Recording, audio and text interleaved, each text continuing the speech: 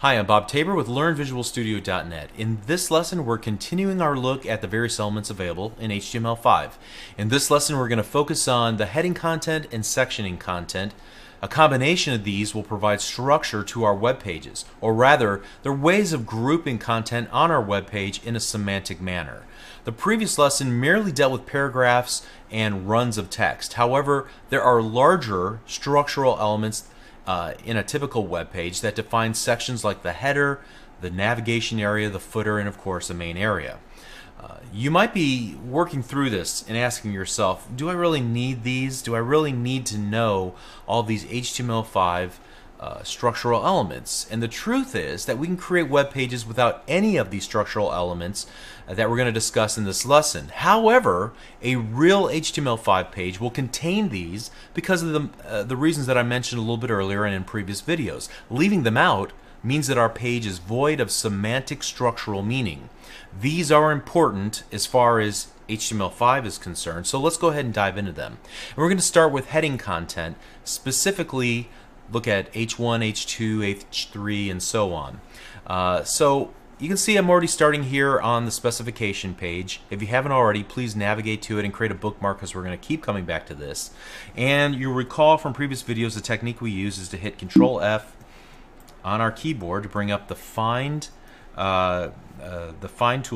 And here I'm going to type in the H1, comma, and that'll get us close enough to this title called the H1, H2, H3, H4, H5, and H6 elements. I'm going to right click and select open in new tab, and these heading elements define the headers of the various sections in our documents. So here we have a series of ranks. H1 is the highest rank and H6 would be the lowest rank.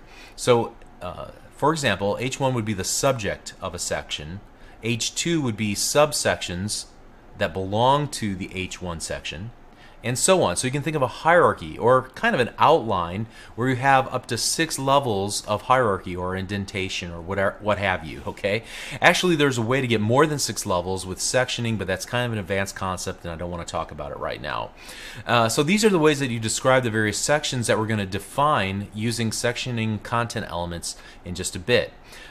So I created a really quick example of this. Make sure you download the code from wherever you are currently watching this video or wherever you originally downloaded this video. There should be a zip file that has a folder called lesson06. If you open it up, there's just one file in it, and if you double click it, you can see an example of using an H1, H2, H3, H4, H5, and H6. We can look at the source for this file, and there's really nothing up my sleeve here. It's fairly simple and straightforward. I think it's interesting to note that by default there's a style sheet applied that makes the H1 a very large font and the H6 a very small font, and each of them in between are various degrees, okay? But again, you style this using cascading style sheets. You typically never just adopt the default style sheet if you're going for a highly stylized web design, all right? But at any rate, semantically, what we're indicating here is a number of ranks and a hierarchy for our content. Okay, so let me go ahead and close that down and get back into our web browser. So let's talk about sectioning content elements. We use these in lesson number 2, and they're tags like the header. So let me start off by doing this. The header element, and I'm just going to right click and open that in a new tab. Then we're going to type in the footer element, and I'll right click and open that in a new tab, and then also the nav element and open that in a new tab. Alright, so before I discuss what each of these are and why they're important, we need to know that they can be added in any order within our document. In fact, a footer can appear before the header because we're interested in the semantics, not necessarily the order of how these elements appear visually on the web page. If we take a look at the header element here on our page, we can see that the header element represents a group of introductory or navigational aids. So we used it in our example in lesson number 2 as the very topmost section of the web page, but it could be used in other sections on the page if we wanted to indicate that it will contain important information for that given section. So you might think of an example of a blog. You might have a web page that has multiple blog posts on it. It might contain, each of those individual blog posts are contained in a section, and each individual blog post might have a title and author, how many likes it got, buttons to various social networks, and so on. So you might, in that case, have a couple of different headers. One header for each of the blog entries on that given page, and then another header section at the very top of the web page itself.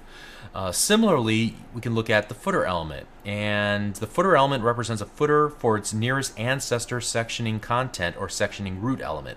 A footer typically contains information about its section, such as who wrote it, the links related to related documents, copyright data, and the like. So in our example in lesson 2, we used it at the very bottom of the web page. But here again, going back to that blog example I spoke about just a few moments ago, you might have several blog posts on a single page, and you might have for each of the individual blog post sections, you might have a little footer with the date that it was written, the author, the pingback information, the ability to add comments, and so on. And then there's the nav element. And you can see it describes the nav element as represents a section of the page that links to other pages or to parts within the page, a section with navigation links. So we might typically think of the navigation in terms of a menu at the very top of each page of a website and possibly at the very bottom of every page as well. However, if you had links on the page that push the user deeper into the web page, kind of like we have here, with using named anchors and so forth as a form of bookmarks, or any sub-navigation on the page, you would use a nav tag to indicate that regardless of where it appears on the given page or whether it's in a header or footer or not.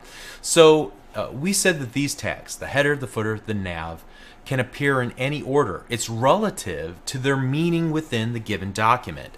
Furthermore, they can appear multiple times, again, if it makes sense semantically to do so. So, for example, a page that lists multiple blog posts is a good example of that, where we were able to use, or at least conceive of how we would use the header, the footer, and the nav multiple times on a single web page. But let's not worry about that too much. If we keep our pages simple, this really won't be an issue, at least not right away. So, but here we can begin to see the value of defining our markup in terms of semantics, so that a screen reader can skip the header, the footer, and the navigation areas and go directly to the main sections, like the articles on a given web page. So next up, let me shut all these down. Let's talk about the article element, and let's talk about the section element. Alright, so let's start with the article element.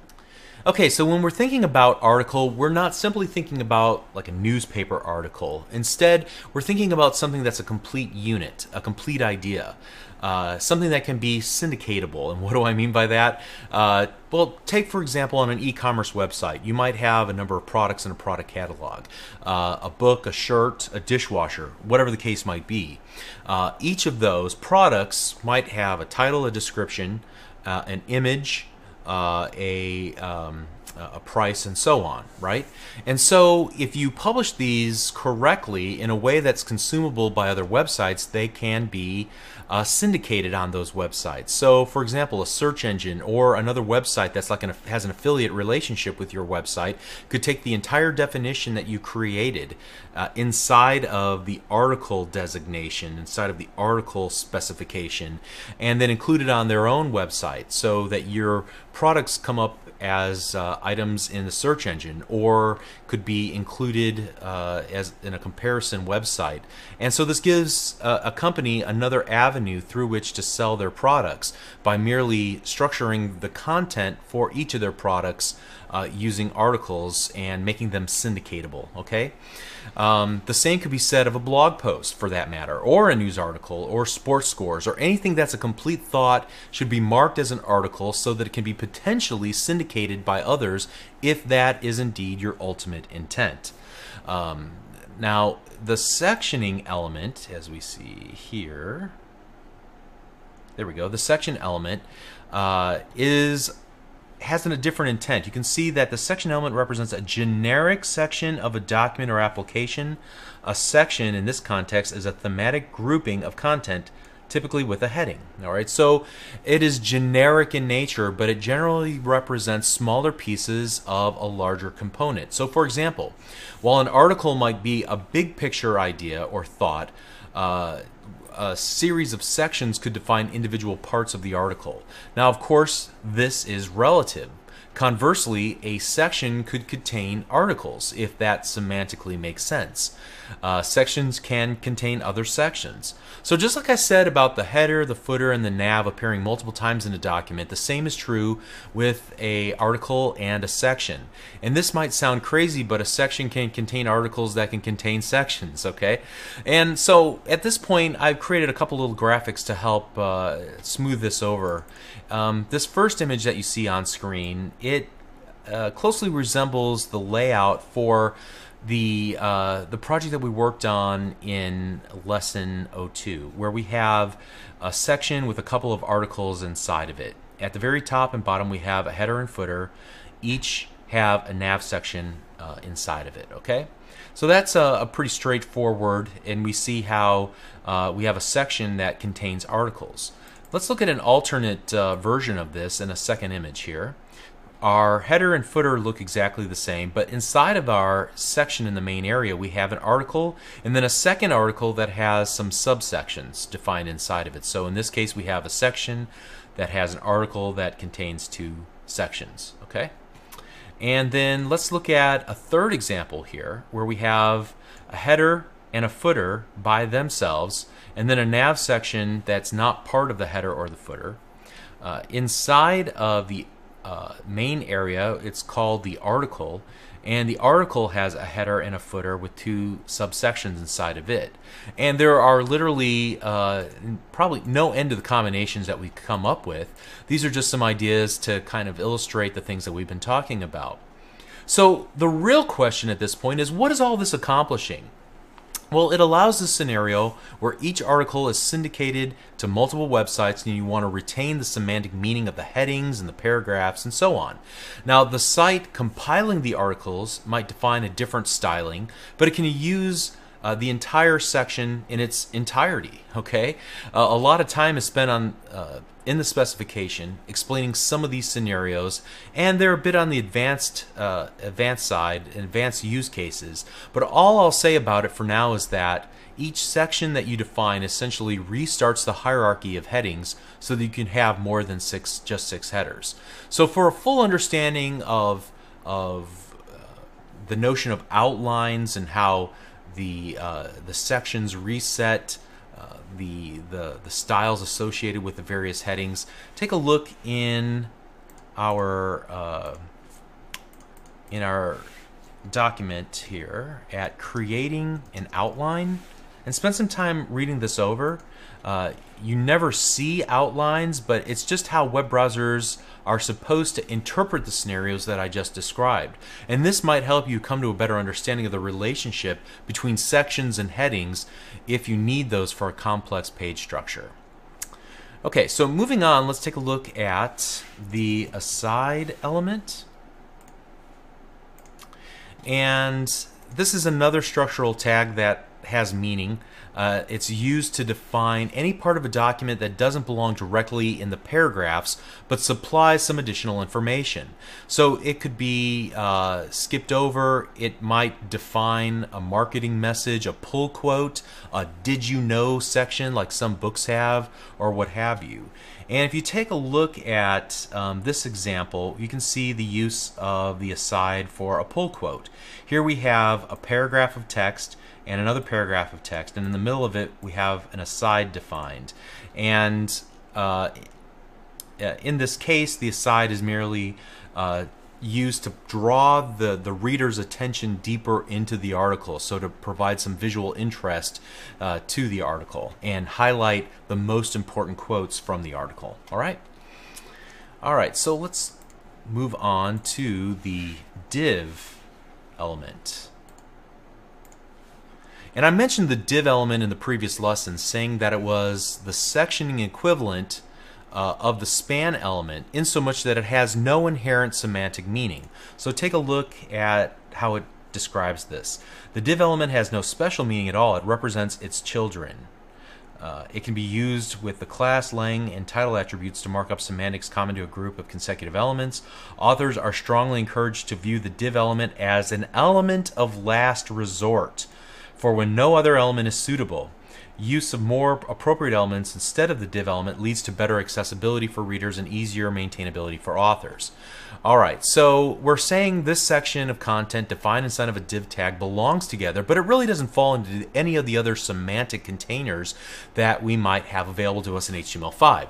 Now, that should be rare. However, the div tag was abused in previous versions of HTML. In fact, somebody coined the phrase divitis for web pages that have dozens of div tags defined.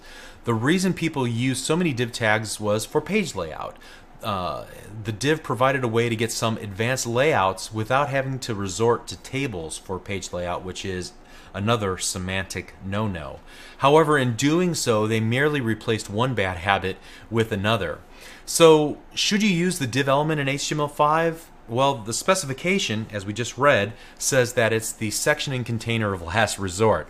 But practically speaking, I expect we're still going to see a lot of the div tag, because even in the most careful designs, there will always be a trade-off between semantic purity and aesthetics. In other words, to achieve a beautiful page design with drop shadows and rounded corners, dramatic layouts with other neat features, the div tag will be employed as a box around which styling can be applied. So we're going to talk about this more when we get into CSS, but if you look at most web pages on the internet, each will contain many div tags, typically used for styling purposes. So that's kind of the practical nature of web development. Everybody agrees that something is a good idea or a bad idea because it doesn't adhere to a certain ideal, but to get the desired layout, compromises are sometimes made. Okay. Alright, so finally, there's an element related to our heading content, but wasn't included as part of the heading or sectioning content model, and that is the H group. Let's take a look at that.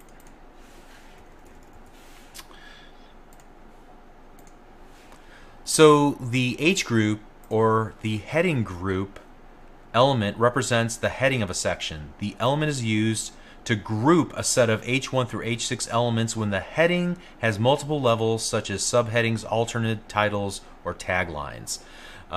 So the heading group is a new tag that's meant to treat multiple heading tags as a single unit. Sometimes the H1 tag is used for a company name to be displayed besides the logo, and then the H2 is used or intended to be used as the byline or some type of phrase to describe what the company does. In these cases, you can group them all together to be represented as a single entity, not as a hierarchical elements the way that you normally use the H1 and the H2 and so on. And they have a good example of this. You can see here we have an H group where we have a perhaps an article or a book, and then so the book's official title, and then a byline or a secondary title, as you can see it described as here. Okay. Okay, so I think I covered most of the elements used for sectioning and heading purposes. I think conceptually the hard part is over. We'll merely add to the elements that we're going to cover for adding things like images and lists and tables and forms and so on. But I want to emphasize that what I talked about in the last two lessons, as well as this lesson, may seem like pretty heady stuff, but honestly, I wouldn't sweat it a whole lot. If you make a mistake and you use the wrong tag, chances are your pages are still going to look correct on most web browsers. The worst that can happen is that semantically, your page loses a little bit of value, a little bit of semantic meaning. We could have just ignored lessons 5 and 6 for the most part, but I think you missed the heart of HTML5 if you skip these new tags that have been added.